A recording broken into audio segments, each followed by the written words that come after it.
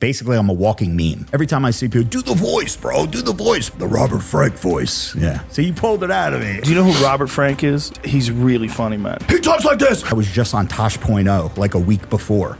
So he was so you went viral. Had like 100 million views in 2 weeks. And that was back in 2016. So I pulled a video the other day that had 600,000 views in 30 hours because it wasn't enough. Made an announcement that I was stopping social media at the end of 2024. Why are you quitting? I'm tired of being Robert Frank. I want to hang that hat up and be done with it. How did you get sick? I started blood. My intestines look like bloody hamburger meat. I was on death's door, forgot how to walk. I cried every day. It was, bro, I can't even, yeah. Next subject. I don't even want to talk about it. I'm going to start crying, man. Did anyone ever assume that like you really died? Oh, people say that all the time. Yeah. Like, oh, I thought you died, bro. What'd you learn by getting Insta famous that you wish every young hustler knew? What it is, Brad Lee back again with another episode of Dropping Bombs. Today in the studio, folks, as always, I got a real treat for you. Today's guest, Robert Ricchetti, a.k.a. Robert Frank. Here we are. What's happening? A lot's happening because I'm sitting here in this glorious studio, which I am blown away by. Thank you. Yeah. Well, they've done a great job with it. I like it. I almost want to make it my office. You should, or you should make a replica of this and make it your office. Well, you know what's funny is I'm opening a studio in Nashville, Tennessee. Okay. I have a second house there. My wife likes it. I'll be there more and more often. And I can't do podcasts while I'm there. Well, I can, but I got to rent studios and they're kind of lame. So I'm like, I'm going to open up a little mini one of these there, about 8,000 square feet. And I'm going to literally replicate this there. So table, everything, same. I just like it. So anyway, Robert, my friend, Instagram at Robert Frank 615, TikTok, same thing, YouTube, same thing. Obviously you got tons of followers. You got famous for a couple of videos, actually more than a couple, but basically ranting in your car. Yeah, I guess that's the way it started. So my saying is this: it took me 4 years to become an overnight sensation. I made my 15 minutes of fame once I became an overnight sensation last 8 years. And here we are in 2025. I actually made an announcement that I was stopping social media at the end of 2024. So I've been riding out this last year. Basically, I'm Nick at Night. Remember Nickelodeon where they would just play repeats of the same shit over and over? I just replay all my old videos and I'm pretty much done with it. But yes, to get back to it, what put me on the map was a video in 2016 called Pokemon Go Fuck Yourself. And it was when all the kids and grown-ups, grandparents, everybody were out trying to catch Pokemon on their phone. It was like a new game. I was in the gym with my buddy and he was into that Pokemon Go thing and I'm bench pressing. The weight is sitting on my chest. I'm dying and he's over there trying to catch Pokemon. And I was like, this motherfucker. So got pissed, ran out to my car, threw my shirt off. I was already sweaty. I had my bandana on and I made a video and that video went mega viral. And I think in 2 weeks time between all the different platforms that shared it, your World Star Hip Hop, Barstool, 9gag, Unilad, everyone had like 100 million views in 2 weeks. And that was back in 2016 when that was like pretty impressive numbers. And yeah, ever since then, I was like, wow, I got something with this.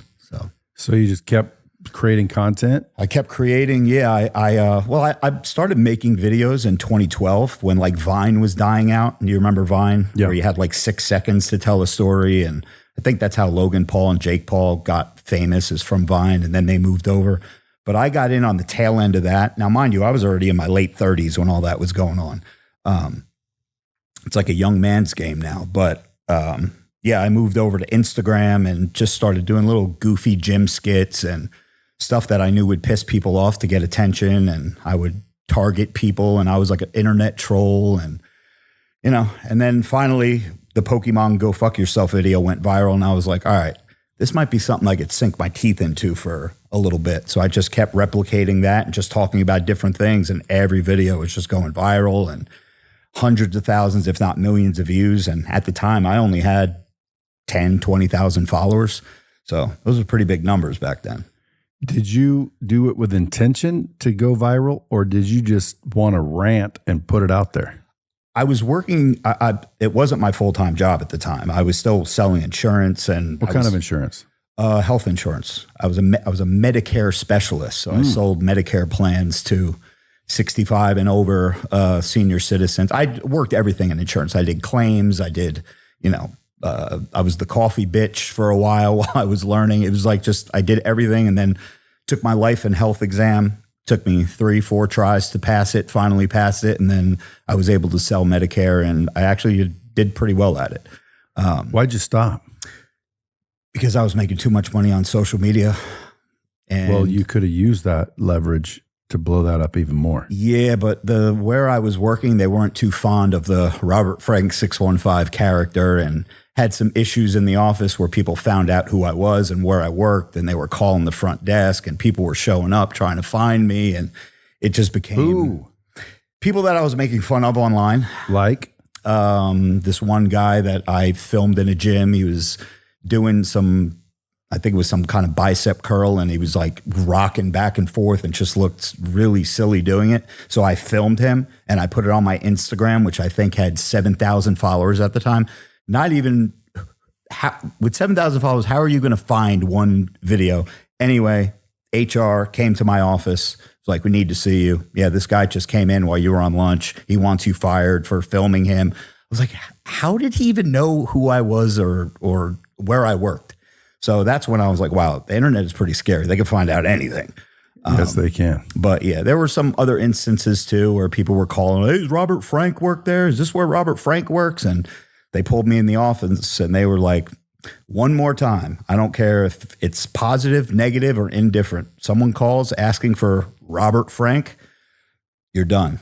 So I was on my best behavior for like another 6 months. And then in February 1st, 2017, I said, fuck it. Are you still getting paid from that? No.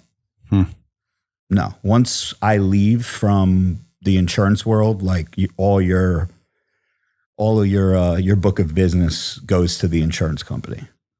Yeah.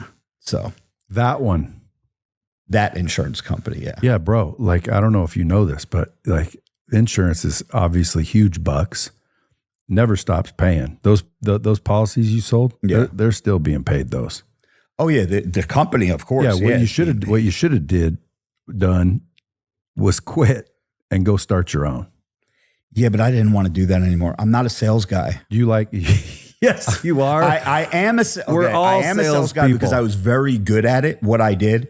But I hated the grind, and making videos for social media and being an asshole online was so much cooler, and I didn't have to really do much. So, well, why are you going to quit then? Well, I quit because this is another funny story. In where I worked, it was an insurance agency, and we worked in a cube farm. And everything was done over the phone. So you would get leads that come in every day. We would get like 10 hot leads or warm leads, whatever the hell they were called. I forget now. And your clients, you would sell them over the phone. They didn't know who you were. They didn't know what you looked like. They didn't know anything. But the rule in the office was you had to dress up in a shirt and tie every day. And I hated fucking ties. So I never wore my tie. And anytime that I would get up out of my cube, I would drape my tie over my shoulder. So if management, HR, whoever would see me, they were like, Robert, you got to put your tie. Yep, it's right here. I'm going to the bathroom right now. Whatever. So after I got written up a few times for not wearing my tie, one day I was closing a sale. I was in my cube, HR standing right over me, arms folded. My tie is over my shoulder. And she was like, you just put on your tie. So that's when I was already making like 5 figures a month from social media between like all the different things that I was doing. I opened up my own store. I was working with steel at the time. And I was like, why? I'm making so much money doing this. Why am I going to have to sit here and wear a tie when I hate ties? I know to you, you're like, dude, just put a fucking tie on. And people listening to this, they're like, why don't you just put a tie on? For some reason, I didn't see the point of it, and I didn't want to do it. And that's when I stewed in my cube for about 5 minutes, stood up, and I told my boss right behind me, I said, Anthony, I'm done. And he knew what was going on. He knew how much I was making. He knew I was just on Tosh.0 like a week before. So he was So like, you went viral. oh, I was viral. Because I've had some viral videos, but I don't know if World Star and Tosh and freaking all these. Yeah, and you got to remember, for back in 2017, like, numbers are different now. You could have a kid with 6 followers get 10 million views on a video. It's like, it wasn't like that back then. So I got fed up and I was like, you know what? I'm done with this shit. So I got up, knocked on HR's door. This little short, pudgy woman. Won't say her name, but Gladys. And I said, hey, I need to talk to you. And she says, not before you put your tie on. Yeah, about that tie, I quit. And her jaw fucking hit the desk. And I was like, wait, what? I was like, yeah, I'm done. She's like, well, we better go tell, their other boss. And she walked me in, and they box you up right there in the insurance world. Because remember, I mean, you know this, you have access to people's social security numbers, banking information. They don't give you that 2-week notice and then you get to leave, because you can gather all this kind of information. The minute you say that you resign or you quit, they follow you around and they make sure you get boxed up, all your belongings. They walk you out, you give the key back, and you're done. So, well, I would have done the same thing personally. Okay. I don't. So I made the right move then. Well, of course you did. And I think anybody that's in a cubicle should do the same thing. Yeah. Number one, build a personal brand and then leverage that personal brand. I would have done things different, but again, everybody thinks differently. Yeah. Because you worked for an insurance agency. You are an independent. You have a license. You can go do it on your own. You could have opened up the Robert Frank Medicare facility. Yeah. I mean, not facility, but independent marketing organization. Right. And started stacking and you'd be paid. It's what I do. It's one of my companies. Okay. And it's like in the millions of dollars. You could have just milked it. And then that company really would have been pissed. But I know what you're thinking. You're thinking, man, I'm making all this money doing all these other things. Screw all this. Yeah. And you were working for somebody, so you probably didn't realize that money is recurring forever. Yeah. Like I know someone that makes $10 million net a year and they haven't worked in 3 years. They're just Medicare. They just sold a lot of Medicare. Yeah. But anyway, that's in the past. So the video, it wasn't intentional. You just did it, and then it went viral. So everyone started recognizing you, I'm sure. Right. And would people say like, "Hey, are you the ranter?" Or what would they call you? Yeah, it took a while. I mean, I started making videos in 2012. Somewhere around 2013, 2014, I discovered CrossFit. I'm sure you've heard of that. Sure. And I just thought it was so ridiculous that every day I would make a new video making fun of CrossFit, making fun of the exercises they did, the plates that they used, the way that they looked, the way that they dressed. Again, because in my brain, getting attention means being an asshole. And have you seen that guy talking shit about us, blah, blah, blah. And I thought that was the way to blow up. So I would do that. And I would be recognized here and there just from those videos. But really the car rant videos are what put me on the map. And like anywhere I went, whether it was the grocery store, the mall, gyms, people would recognize me and be like, bro, you're that guy that da da da da. So did you ever get in a fight or people on the street say anything when they see you? Everybody, believe it or not, for the character being such like an over the top asshole, people are very nice when they come up to me. The only time I ever had an issue, 2 times actually. One time I was at a bar with my ex-wife and like 3 of her girlfriends, and it was just me by myself, which is why I said I'm never going out by myself, like to a bar drinking without another dude with me. Some guy was like, "Oh, Robert Frey, you think you're fucking tough?" And him and his buddies, they like got in my face or whatever, and it got squashed really quickly, and nothing ever happened. But I was at the I was invited to the FitCon 2017 in the UK, and they had all your big names, your Ronnie Coleman and Simeon Panda, CT Fletcher, all like your big people, and they invited me out. And this is when my videos first started going viral. So I was like, wow, this is cool. They're flying me out to the UK and paying for all these flights and hotels and everything for me to stand and shake hands and kiss babies for hours. I love this. And one guy, out of all the thousands of people that came to take a picture with me and talk to me, one dude was like, wanted to arm wrestle me. And this guy was like a fucking giant. And I'm over here, 5'10" on a good day. I was about maybe 202. I was like, dude, I'm not arm wrestling you. And he was pressing me. And then had to have one of my guys kind of get in the way. And that was it. That was the only 2 times ever that I've ever been pressed. So it sounds like before that video went viral, you were selling insurance. Yep. Bodybuilding, obviously. Well, gym broing, not really bodybuilding. I'm living the bodybuilding lifestyle without ever getting on a stage and competing. So you're just big and swole. Just big and swole. You gotta be fucking swole. Better be fucking swole. Better be swole. So why are you quitting? That's the key thing that keeps popping in my head. Like, because I hate it. Why? Lots of reasons. Why don't you just evolve? I've evolved and I'm tired of evolving. Are you tired of making content? I'm tired of making content. I'm tired of being Robert Frank. But that's what I'm tired of. Yeah, I want to be Robert Ricchetti. I don't want to be Robert Frank anymore. I want to hang that hat up and be done with it. Is Robert Ricchetti going to have social media? No. Well, I mean, probably not, but not to create content and to carry on the videos and stuff like that. I'm mad at myself for the story I always, or what I always compare myself to is like Archie Bunker. Obviously, you remember All in the Family, right? Archie Bunker. Jesus. Yeah. Meathead. Yeah. I Archie Bunkered myself. Like making that Robert Frank character, like people see me, they think that I'm Archie Bunker like all the time. And, when I do try to evolve and do other things, people are like, oh, I miss when you did this video. Or, oh, I miss how come you don't scream in your car anymore? How come you don't do this? How come I liked you better when you were ranting about Pokemon and this and that.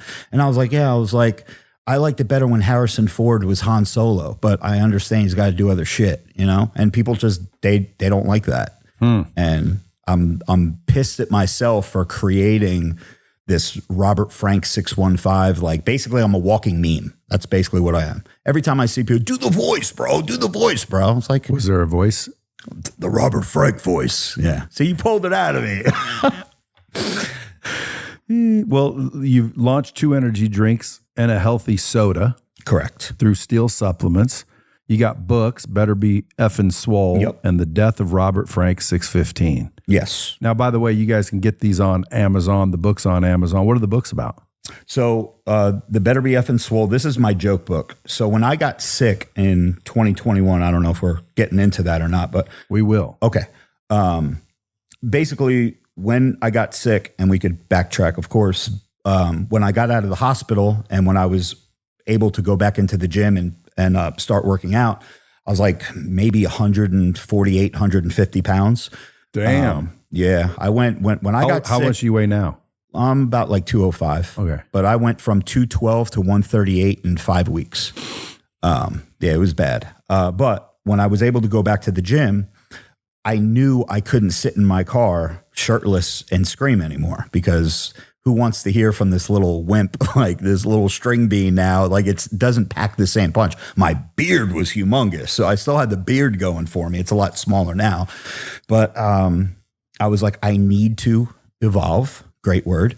And I need to still be this Robert Frank guy, but I have to be able to do it with my clothes on so people don't see how skinny I am, and continue the same thing. And over the time that I was sick is kind of when videos went from, people had attention spans for like a 1 minute video, 45 seconds to a 1 minute video, which is what my car rant videos were. Then something happened while I was in the hospital, maybe the evolution of TikTok, where attention spans are like 5 seconds now. People don't have time to watch a 1 minute video. They want the punchline, 5, 6, 7 seconds, boom, then they're swiping. Look at anybody that you know. Your staff here, amazing staff, by the way. Everybody's really nice. Watch them on their phones on TikTok. Bored. Like they don't have time to watch a 1 minute video. So I was like, all right, I need to do something quick. I need to stay in character, be this Robert Frank guy, still need to talk about being swole and telling quick jokes and rhyming the words, which is what I was doing in the car rant videos.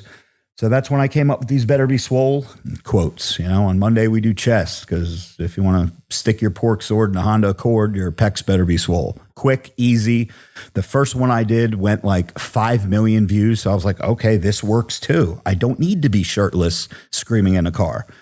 So that's when I did that. And over time, on Mondays we do this, on Tuesdays we do that. I banged out like 150 of them, and I put them all in my book. And this is basically just a joke book. It's just all quotes from the Better Be Fucking Swole videos that I do. There's a little intro, there's an outro, there's how the videos came to be, and then the rest of the book is just basically my one-liners from the videos.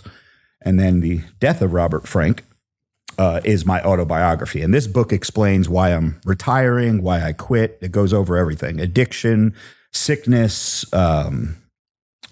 social media, rise to social media fame, some cool shit that went along the way, and basically why I'm bailing, and I want to be back to civilian life.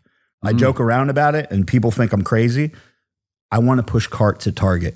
I want to stock shelves at Publix. I want mindless work for the rest of my life. That's what I want.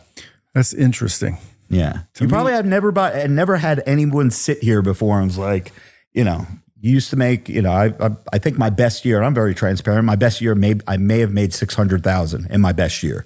I always range from like four to six in that range.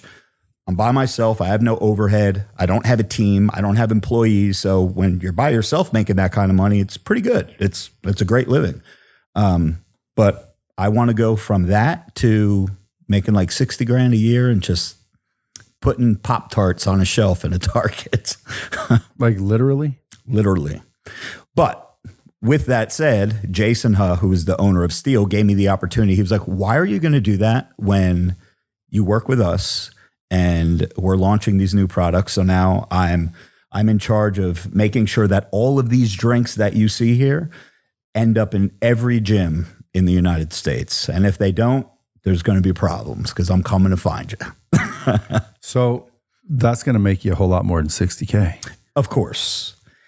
I'm half joking when I say that, but the only way that I could describe like how done I am with this is to tell you that I'd rather push carts than make videos anymore. I almost want to like counsel you, coach you.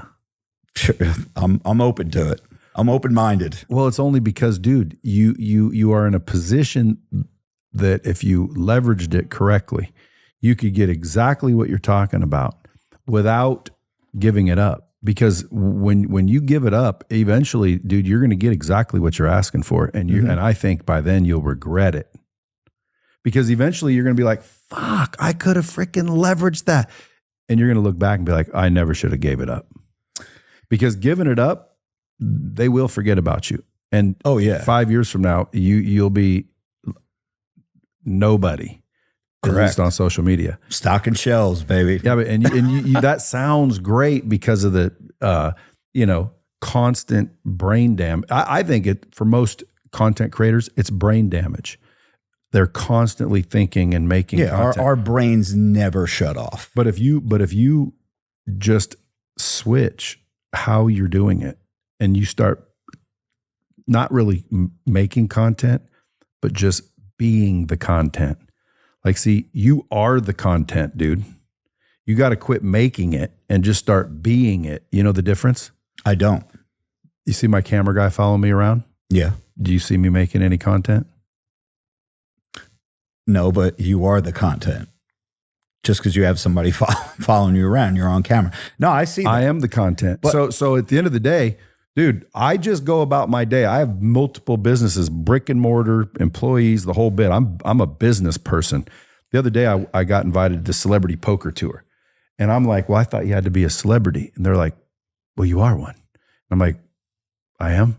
They're to like, me, you are. They're like, yeah, well, that's what they were saying. And then I walk in and like Chris D'Elia, the comedian, he's like, hey, Brad, how you doing? I'm like, how the fuck does he know me?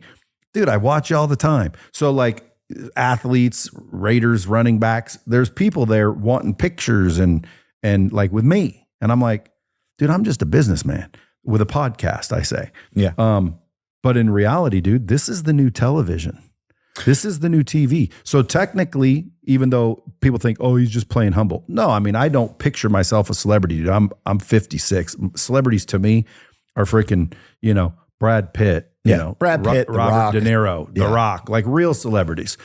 I'm not a celebrity. Grant Cardone, Gary Vee, they're not celebrities to me. They are celebritized because of social media. You're celebritized. You're not a celebrity. I'm not a celebrity. We're not celebrities. But in reality, yes, we are because of that damn device. So to give it up is almost chopping your dick off because you already have what most people wish they had, but now you're going to give it up because of the brain damage, and you don't realize all you got to do is evolve, shift, quit doing the part you don't like and just leave the camera rolling on you stocking shelves or building that brand or chasing down these gym people. Yeah, that's a great point. Here's the one difference between you and I, though. People care about Brad Lee. People don't care about Robert Ricchetti. People care about Robert Frank 615. So see, incorrect. I'm telling you, Brad. No, you think that because you're listening to fucking Johnny Pants 302. I hate that guy, by the way. Yeah, but who gives a shit about what people think? Okay. Dude, I'm telling you, you're wrong. There's people that don't care about Robert Ricchetti for sure. And there's people that don't care about Robert Frank. In fact, there's people that scrolled right past your loud, obnoxious, fucking steroid ass. Yeah. That's what they did. You didn't care about them. Why? Because all you were worried about is the ones that did like you. So now do the same thing. Quit worrying about the people that want to see Robert Frank 615. Like he's dead. Yeah. He's gone. This is the new guy. He is. And guess what? You're going to lose some followers, but you're also going to pick up some other ones. Right. And those ones, I'll bet you are going to be more valuable than the older ones. And I think the reason you're so tired of it is because you attracted people that aren't really you and they're not really resonating with the real you. You know what I mean? I do. So if you didn't throw it away, you didn't quit, you just shifted. Like, hey, I'm going to quit playing this fucking character and I'm going to start being myself. Most people are afraid to do that because you're going to start getting people going, dude, I liked it when you were ranting, man. Yeah. Oh, I get it now. Every time that I pivot from making CrossFit, trolling videos and making fun of CrossFit to then going to the car, the first 3-4 car videos, even though they were going mega viral, more attention than I've ever gotten in my life. Oh, I liked it better when you make fun of CrossFit. And then those eventually go away. And then you're doing the car videos. And then I would pivot to do something else. And then, oh, I liked it better when you were making the car videos. And then I would pivot to something else. And then, oh, I liked it better when you were doing this. So yeah, I understand. I should have read your book before you came on, so I'd know exactly what it says. There is an audio version because I know sometimes people sitting down reading books, it's hard. But I did narrate the audio version. It's available on Audible.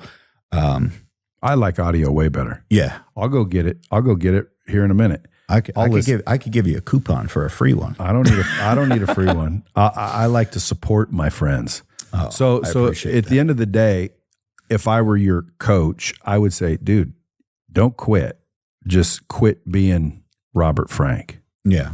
I still have to have a face and you still do a name. I'm looking at it. I do have it. Because we got to move these drinks and I'm responsible. My sole purpose in life right now is making sure that our Omni, Sodi, and Revits end up in all these gyms. Anywhere that they have coolers that sell, Rockstar, Celsius, whatever other bullshit is out there, have our drinks. What makes yours superior? Less ingredients, better tasting. This right here, this is called Revit. These are the only you remember Red Lines back in the day? Those they were these little shots that were about this big. These are the only RTD pre-workouts on the market that have 300 and 375 milligrams of caffeine if you get the Revit or the Revit Extreme. And they have our nitric oxide blend in it as well, which is giving you the pump, the focus, the energy to clang and bang in the glorious House of Gainz, like I say.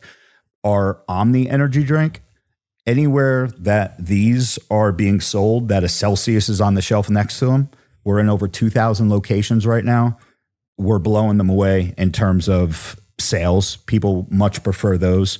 I know we sent you a whole bunch of them. I hope you get a chance to try them. And I know you work out. I could see the veins popping out of your arms. make sure you give them a shot pre-workout. I'm going opposite swole.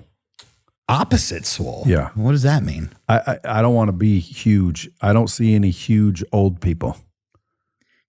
I could clearly look at you and tell that you're no stranger to the weights, Brad.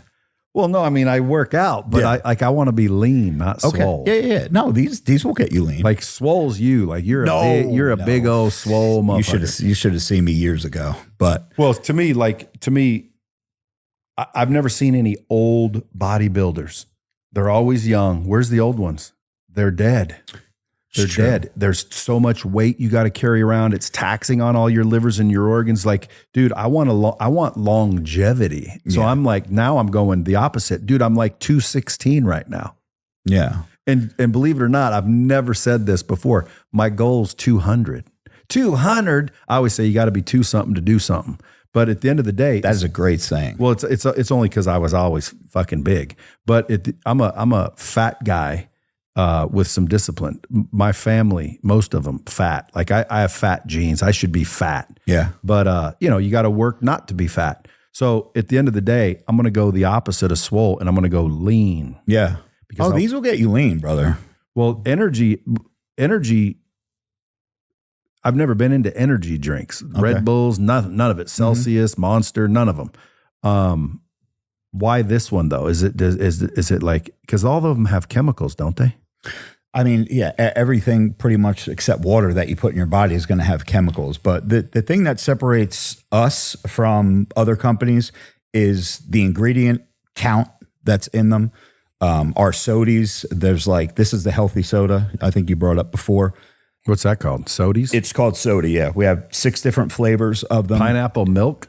No, pineapple MK2. Pineapple milk. Oh, God. I was going to say, what the hell? What is that, like a pina colada? Exactly. No. So Jason, who's the owner of Steel, he wanted to make a soda that was healthy for kids to drink. Instead of drinking your Coca-Colas and your Pepsis and root beers and all this and that with all the sugar, the sodies have 0 sugar, 0 caffeine, 0 dyes. There's like 4 ingredients in the whole can. Fizzy? And what's that? It's fizzy like a soda? It's carbonated beverage. And I drink 4 of them a day easily just because I was a 1 Coke Zero a day guy before we launched these. Now I'm drinking like 4 sodies a day. Do any of them taste like Coke? No, there's no we don't have a soda flavor yet, but it is in the works because we know that people like the taste like a cola tasting drink. Yeah. So we are in the R&D phase of that right now. My little kids, I had them off any sodas for, I think, 8 years. Mm-hmm. Now somehow mom handed them a freaking soda. Now they're starting to drink Dr. Pepper, Coke. It's like, dude, do you know how bad those things are for you? Yeah. No, they are. They're seriously bad for people and still allowed. If that's a good tasting soda, I'll be a subscriber or a auto shipper. You guys do auto ship? You just order right off of our website. Where do people order? So you would go to steelsupplements.com. Like the word steel, S-T-E-E-L. Yep, S-T-E-E-L, supplements.com. And if anybody wants to message me privately, they could DM me on Instagram or they can email me at robert@steelsupplements.com. And if you're like, you have a business or you have a gym, I could get you in touch with the person that could get you the wholesale rates and you're in there like swimwear and just watch the product fly. Where are you currently? We're in Sarasota, Florida. That's where our HQ is. Yeah. Do you have them in like Lifetimes and we're in scattered gyms like across the country. I don't know if you've ever heard of Amped Fitness before. We're in all 30 or 31 of their locations. We're in certain Crunch Fitnesses, Retro Fitnesses. Anybody with gyms listening, is it profitable? Obviously. Oh yeah. Oh, it's definitely profitable. Yeah. The ROI, once you get the wholesale rate and you stick them next to a Celsius in your cooler. How would anyone know? Because Celsius has a much bigger name right now. Right. Well, I mean, do you guys like do sampling? Oh, we do sampling, sure. And the gyms do too. You know, we would send like a gym that's interested in our drinks if they want to carry the Revit and the Omni. Sody really, I mean, Sody can be a gym drink, but because some people don't like the caffeine, but they want the fizz and the bubbles and like the little bit of focus that it has. Who did you send these to? You. Yeah. Was my name on it? Your name and Anthony's name was. I think there's the problem. Oh, that's the problem. That's why.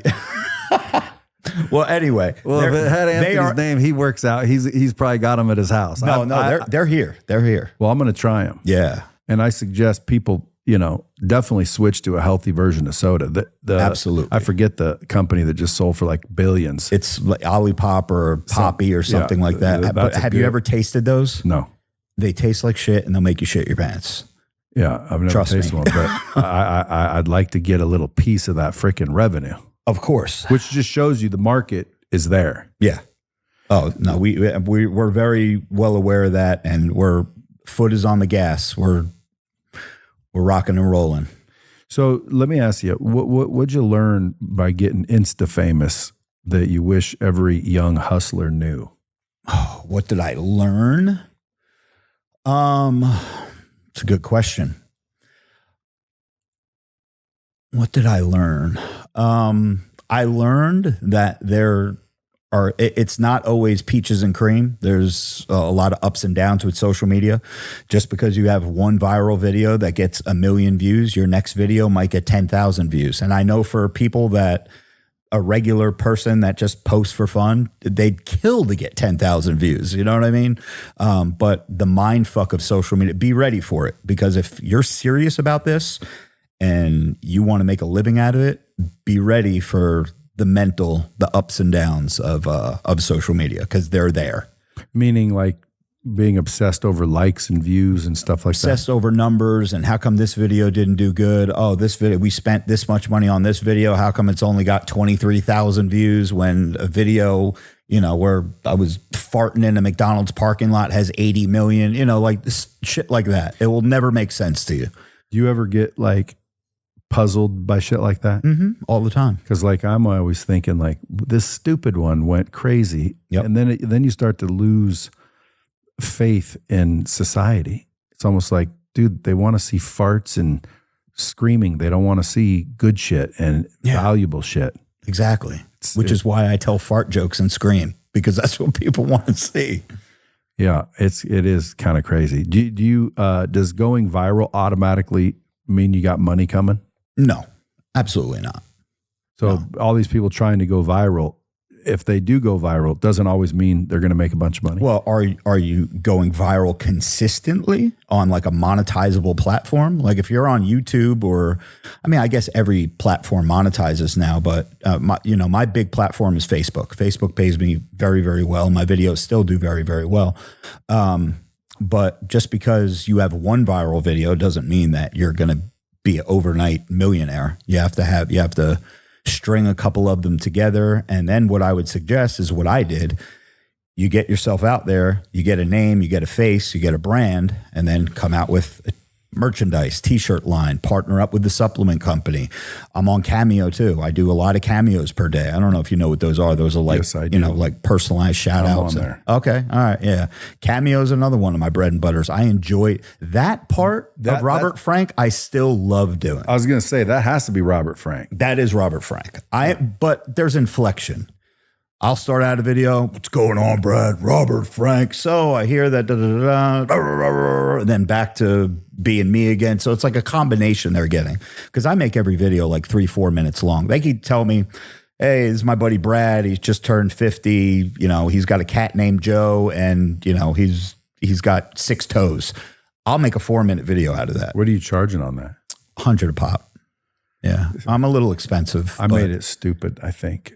So I didn't have to do them. Oh, well, you don't have the, I have the time to do them. Well, when they called me, they didn't call me, they emailed me, and I'm like, oh, cool. I'll get on this thing, but only because it legitimizes me. Yeah. So I jump on there, and I first said it, I forget, like cheap.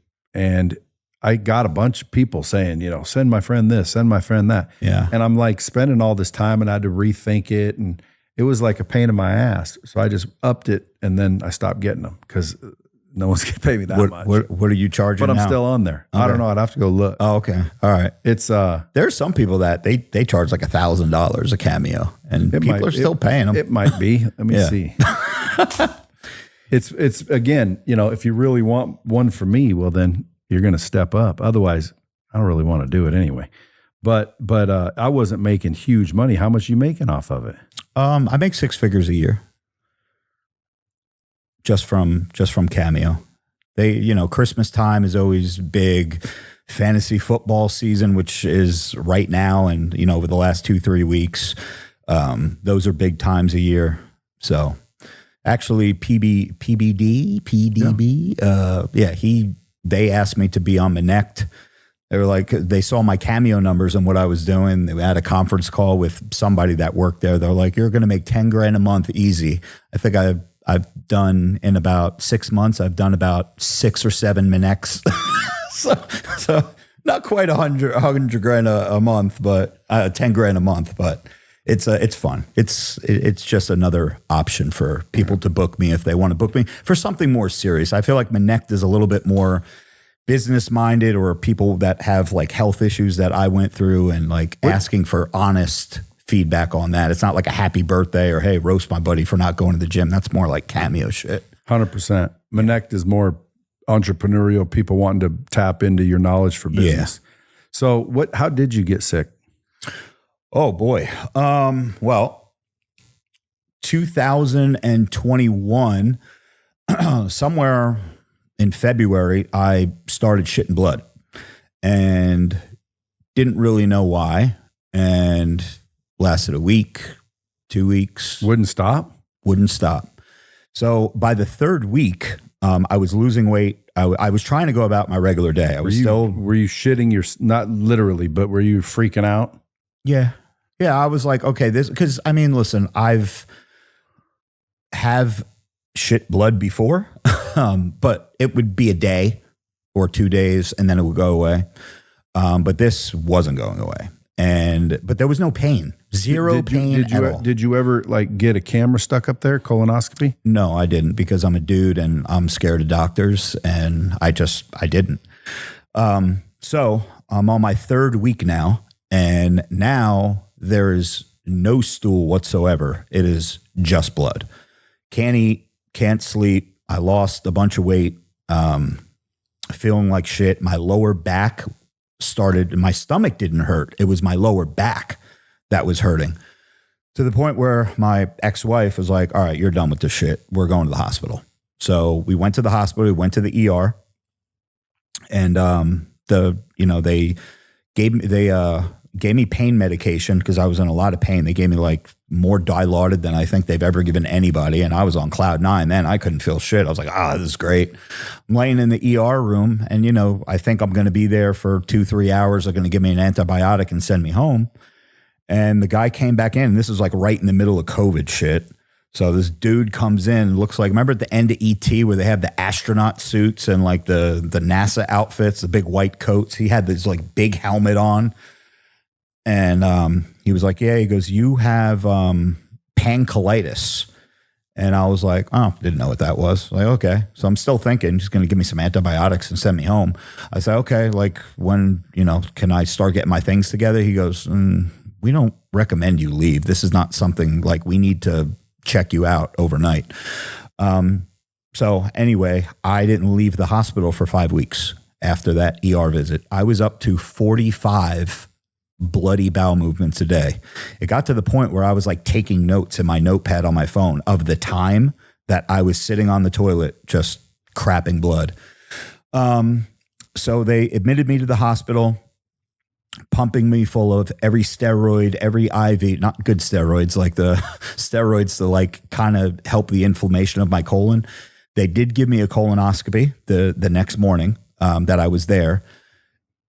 The results came back that I had the worst case of ulcerative colitis that Princeton University Hospital in New Jersey has ever seen.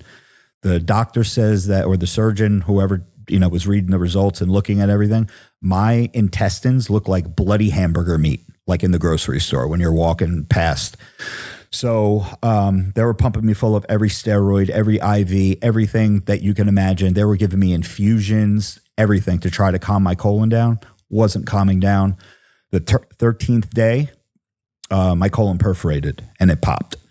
Surgeon comes in the room, and my ex-wife worked at the hospital at the time, and I saw her run into the room, and I didn't know what was going on. I was just crying in pain, bawling up. I was like laying there wishing I was dead. It was like the worst pain ever. I'm like 130 pounds. I'm crawled up in a ball, like laying in the bed, and the surgeon walks in, and he goes, "I'm Dr. Davidoff." He goes, "We need to go into emergency surgery right now." I was like, "What? I've never had surgery in my life." It's like, "Right now? Like now?" He was like, "Right now." He goes, "I'm going to warn you, you're going to wake up with a colostomy bag. There's going to be a bag where you go to the bathroom on your stomach." He goes, "But in about 6 months, we're going to be able to take that bag away. We're going to reconnect you. You're not going to have a bag anymore." That's all that was in my brain. I'm a bodybuilder, or gym bro bodybuilder. I don't want a fucking shit bag on my stomach. So I said, "Okay, well, I really don't have a choice, do I?" My wife is ex-wife sitting there crying. And 10, 20 minutes later, they're rolling me into surgery. Woke up, bag on my stomach. 7 days later. Now, in order for them to do, I hope this is not boring or to your listeners, but in order to do the reversal surgery where they take the bag away and reconnect you, they have to leave a little piece of your colon intact. They took like 4.5 feet of my colon out in that surgery. They have to leave a little piece left. 7 days later, while I was still in the hospital, that little piece of colon that they left also perforated. Emergency surgery number 2. It was the wildest 5 weeks of my life. Luckily, they were able to save enough where I was able to get something called the J-pouch procedure, where they take your small intestines, they create a fake colon, and they reconnect you. And now I'm pretty much back to normal. But there were a lot of hiccups and setbacks along the way. And I don't know if anybody out there has ever had catheters up the bronchial or NG tubes down their nose and into their throat and into their stomach. That is some of the worst shit. 2 or 3 blood transfusions. I was on death's door. Forgot how to walk. They had to like reteach me to walk again. It was what caused it? So there's 2 ways to get it. It's either autoimmune. You either always have it and it just comes out whenever the fuck it wants to, or you get it from a bacteria. They tested me for all types of bacteria, every single one that you can imagine. And they said that it was, they ruled out every bacteria. It was autoimmune disease. I always had it. It was always coming, and it decided to come then. Everyone online, all your haters, steroids, this, that. No wonder you're fucked up. No wonder good for you. People were wishing I was dead. Like, yeah, it's about time you fucking die. Like, I would get that type of shit too. But yeah, the surgeon and the GI doctor both told me the drugs that I was taking at the time, steroid wise, were anti-inflammatory compounds, and they prolong the inevitable. They were like, yeah, you shouldn't have been taking this shit that was made in someone's bathtub off the internet that you don't know what you're taking, but it saved this from happening maybe 6 months sooner, because it, the anti-inflammatory properties in these drugs I was taking kind of like saved me. But yeah, so there we are. And now I'm back in the sit down to shit club, and I love it. The only difference now is I have to use the bathroom like 6 to 10 times a day, where most people can go to the bathroom. And if I have to go, I can't hold it. Like, I need to go right now. That's almost like a dream though, for some. To not having a bag. Yeah, for sure. Well, I mean, there's some people that have a bag forever. Oh yeah. No, I know. How would that make you feel? Oh, I would have killed myself. It's horrible to say. And I turned down a reality show. There was a reality show that reached out to me. And basically, I talked about this before. Basically, what they did was that they took celebrities. And again, I don't say I'm a celebrity. I don't think I'm famous. I'm recognizable, not famous. I always say that. They take a personality, whether it be an athlete or whoever, and then they take a kid who is going through the same thing that like me. they would match me up with someone who has ulcerative colitis and had a colostomy bag. And they were going to put us in a house for whatever it was, a week, 2 weeks, and they were going to film everything start to finish. There was somebody a skier who lost a limb. They were going to pair them up with like someone who was like a social media person who lost a limb.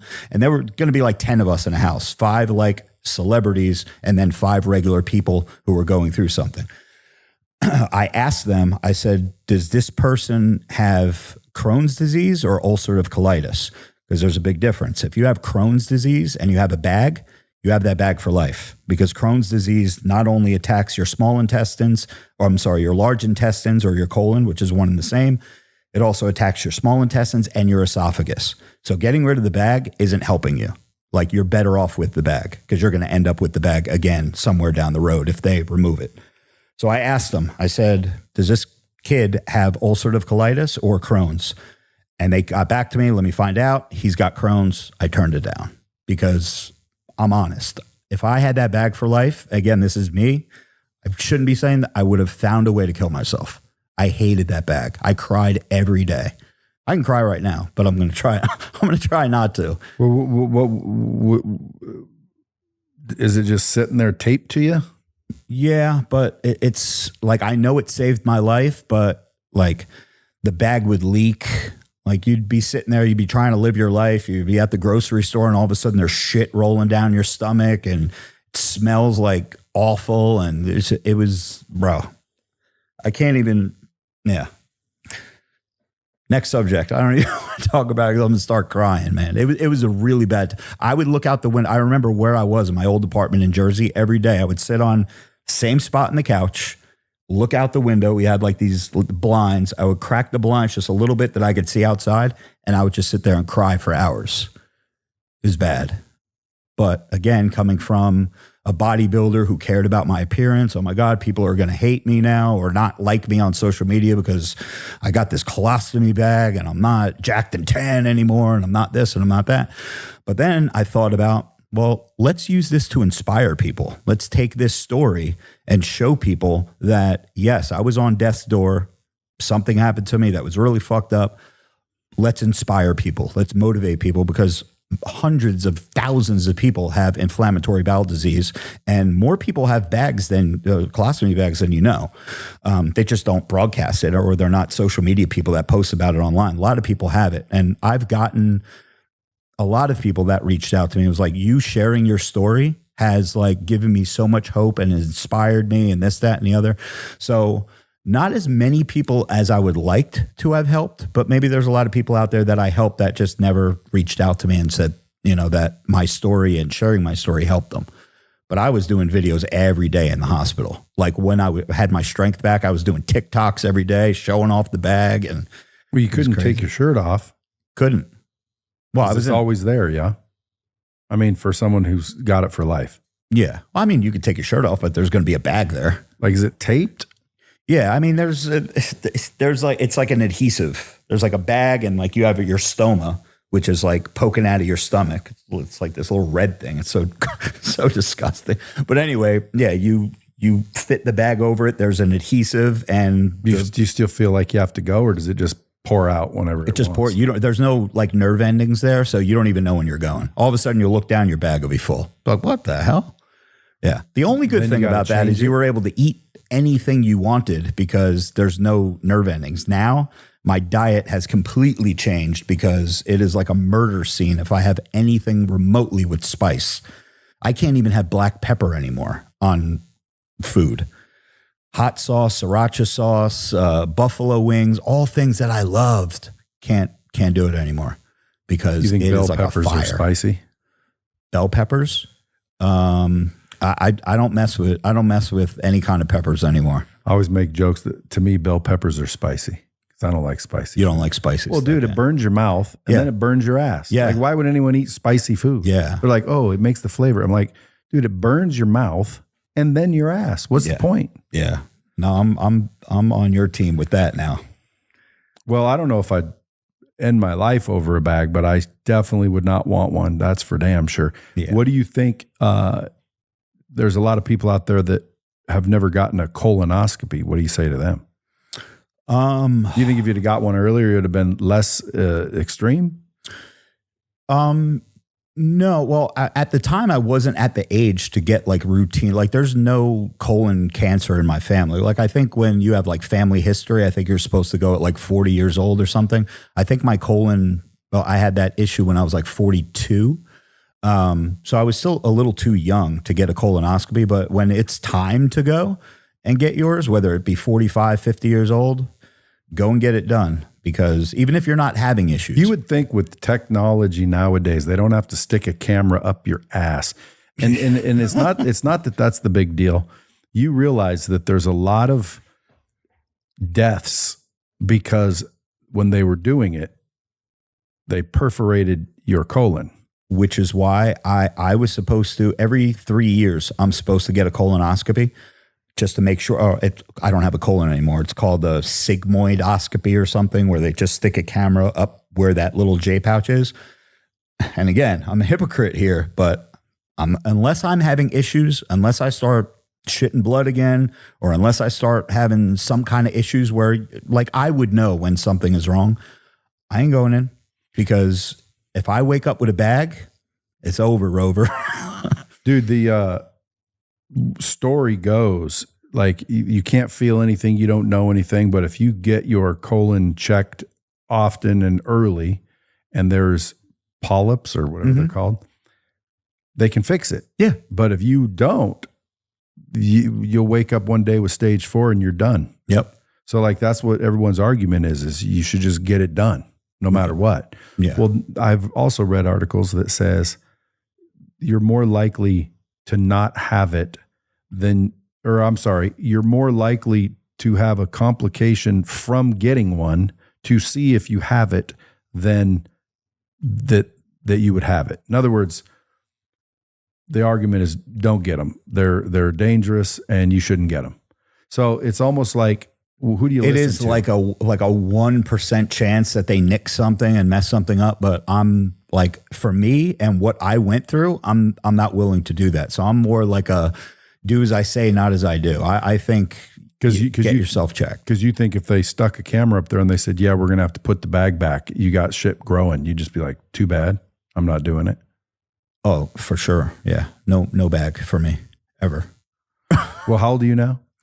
47. So if you can go another 30 years, yeah, that's a good, solid, average life. How long do you think the average life is? 70 in general? Yeah. Oh, the average life's like men, 70 something. What, like 7? Yeah, late 70s, something like that. Which means you have 30 summers left. Yeah. I probably have 20 summers left. So what are we doing? Where are we going? That's what I want people to realize. Like, dude, you got 20 summers. Yeah. 20 Christmases. It's crazy when you think about it like that. It is. It's like 20. Then, this summer, what are you doing? I don't really. It's like, dude, you only have 20 left. Yeah. But I think hopefully the way science is going, we'll live to at least $150. Hope so. Wouldn't that be nice? Wait, 250? To 150. Oh, 150. Oh, shit. Yeah, but what quality of life are you going to have? Have you ever seen these like 100-year-olds? They look like they're 180. Yeah, but dude, with peptides and stem cells and the technology, dude, they're coming out with some crazy shit. I'm all for it. There's literally regenerative organs being produced where you got a bad ticker, got your brand new one. Got a bad liver, kidneys, boom, here's another one. And pretty soon, dude, we're going to be living till 200-300 years old, which is why you're going to need a lot of money, bro. Yes. And if I were you, I would not give up social media. I would give up giving a fuck about everybody on social media. Like all you have to do is say, listen. But the fun is like, I don't have fun. I don't have fun with it anymore. I have fun filming the content, the newer content that I'm doing because I'm with my friends and we're laughing and we're drinking and we're fucking bombed when we're making these videos. And when we do film these videos, we film like usually 10 to 15 at a time because all my cameraman's in Jersey, the Latin Heartthrob, and Zach, who comes out from Pittsburgh, and Megan, who does like the behind the scenes. So we're all we only get together a few times a year now that I live in Florida. So we knock out like 10, 15 at a time. And then by the time I post, I'll do like one a week or something like that. Then it's time to go back out there. I still got 8 left in the drafts that I never posted yet. So when I decided to quit or, semi-retire in December 31st, 2024, I still had 48 videos that I've never posted before in my drafts. So I said, okay, then the whole 2025 is just going to be a draft year, a draft dump year. I'm going to drop this one, this one, this one. I filmed 2 times in 2025. Don't you ever feel like dropping them? Like I couldn't hold 48. I'd want to drop them all in one day. Yeah, but not everyone. Like I'm at the point right now where everything that I post, I want to be a banger because I'm a numbers guy. I don't want a video. Like I have a number in my head. And if it doesn't do this, I pulled a video the other day that had 600,000 views in 30 hours because it wasn't enough. It was like, but for people, that is, you're laughing at me. I know, but listen, my buddy told me this. He goes, Yankee Stadium holds 50,000 people, right? If you get a video with 50,000, if you're lucky enough to get a video with 50,000 views, that is an entire packed Yankee Stadium full of people that just saw your video. You have 1 million views on a video. That's what, 20 packed Yankee stadiums. I think my math is right. Something like that. But it is a lot of fucking people. I deleted a video with 600,000 views because it wasn't up to my standards. It's the mind fuck of social media, bro. It's like, and it was a main page post too, Brad. Yeah, but you can fix that. How? I can fix my mind or I can fix the numbers. You can fix your mind. That's a mindset issue. By not giving a fuck. Yeah, dude, listen, look at me. I mean, I don't give a rat's dick whether it gets 1 video or 1 billion videos. I post them 3 to 4 every single day because what I'm trying to do is help people, not try to get views. So again, if you follow me on social media, every view that or every post that I make is my attempt to help somebody avoid or learn or level up in some way. That's the goal. So when it doesn't do very well virally, I don't even care.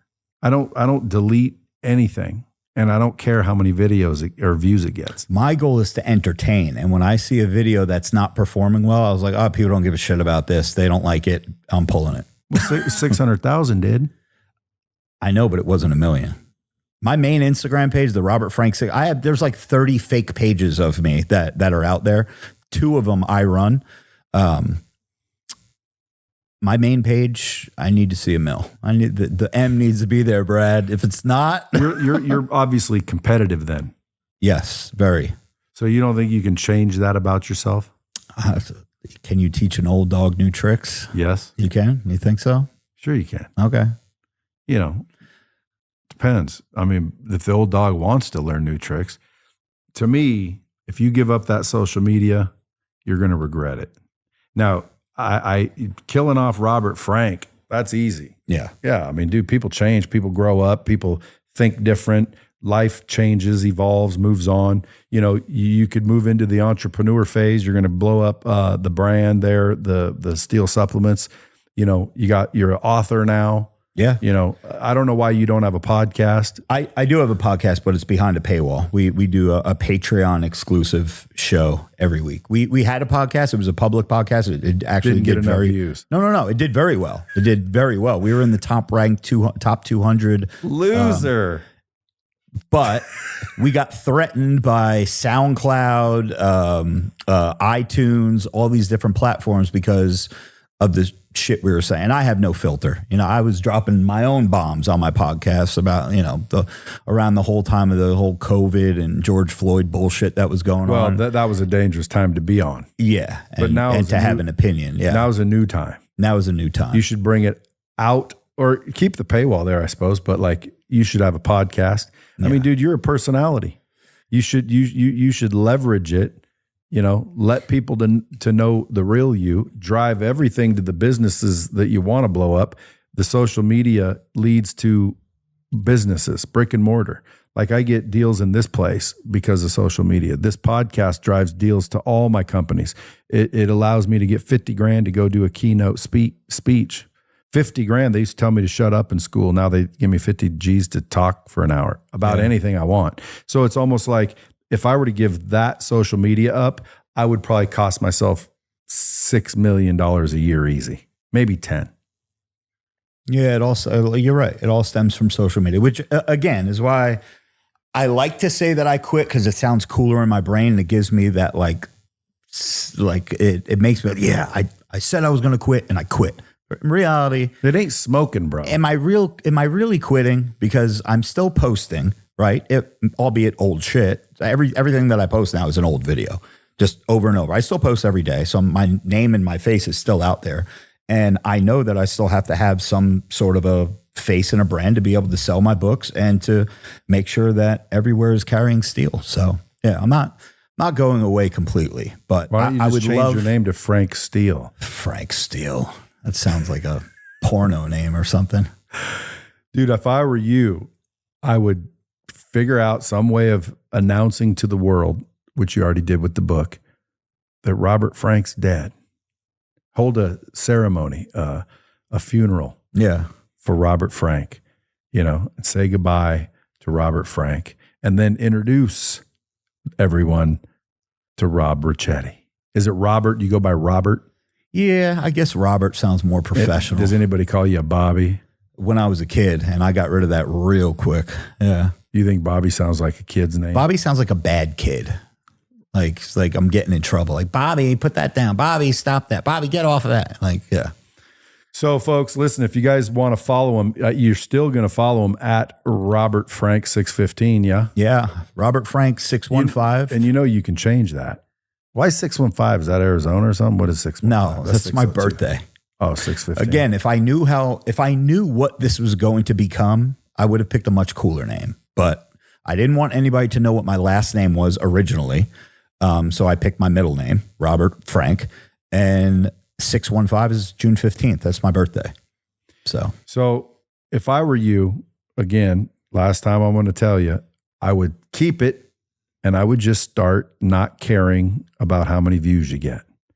Post you know what I mean? What about all the haters in the comments say, "Oh, you're washed up, bro. You're irrelevant, bro." That hurts my feelings, man. Why so? I'm only kidding. It doesn't hurt my feelings. Well, it does a lot of people's. Yeah. And surprisingly enough, it don't matter how big and buff you are, that hurts people's feelings. And I never understand why, because dude, when I see someone talk shit about me, the first thing in my head is I feel empathy for them because how sad you got to be to talk shit about someone else, first of all. Second of all, I know that they don't know me, because if they knew me, they'd like me. Nobody that knows me doesn't like me. Right. Like, they know me, they're not talking that shit. If they know me. And if they don't know me, well then shit, dude, of course they're going to talk shit. Why? Because they see me on social media, living large, fucking killing the game. And they just, fucking, and that's what people do, dude. They look at you and they see in you what they lack, and it pisses them off. So they see you and they're like, this fucking guy thinks he's so fucking cool.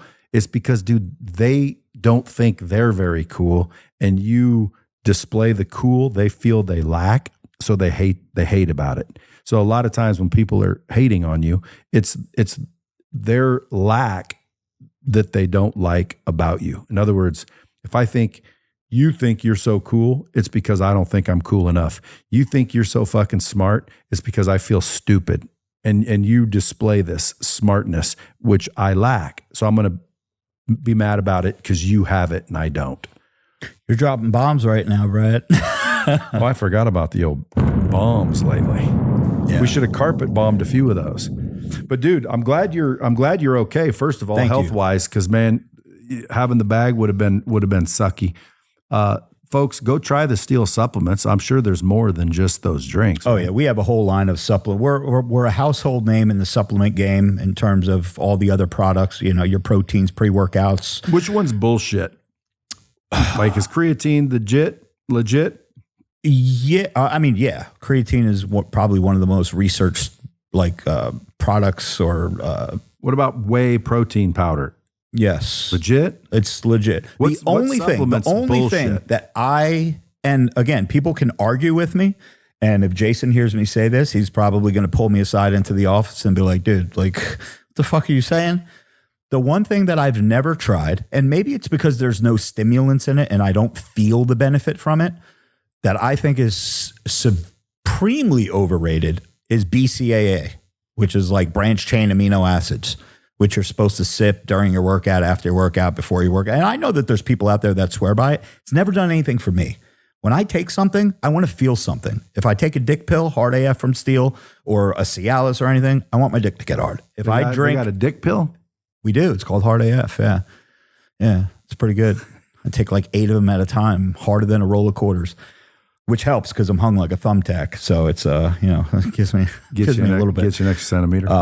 But yeah, I need all the caffeine products. I need to feel something to know that it's working.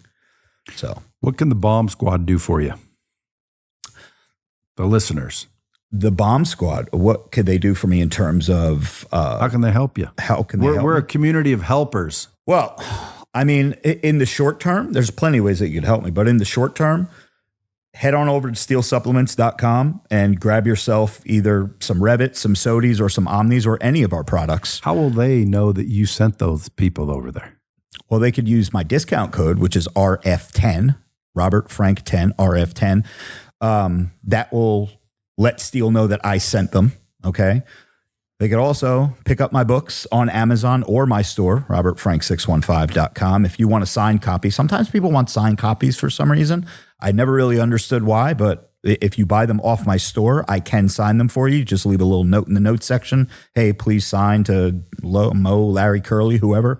And both books are available on Amazon. The audiobook of The Death of Robert Frank 615, narrated by me, is available on Amazon and Audible and iTunes as well. And I poured my heart and soul into this book. So I love when people read it and tell me how great it was. And there were some rough moments in the book where I had to pause. I was like crying at some points of the book just because shit got real. Writing my book, typing out my book, and then reading it out loud hit me differently, and it like really fucked me up. So I would lethargic. I would definitely appreciate you guys grabbing The Death of Robert Frank 615. And one cool note about this book here, the first one, the joke book.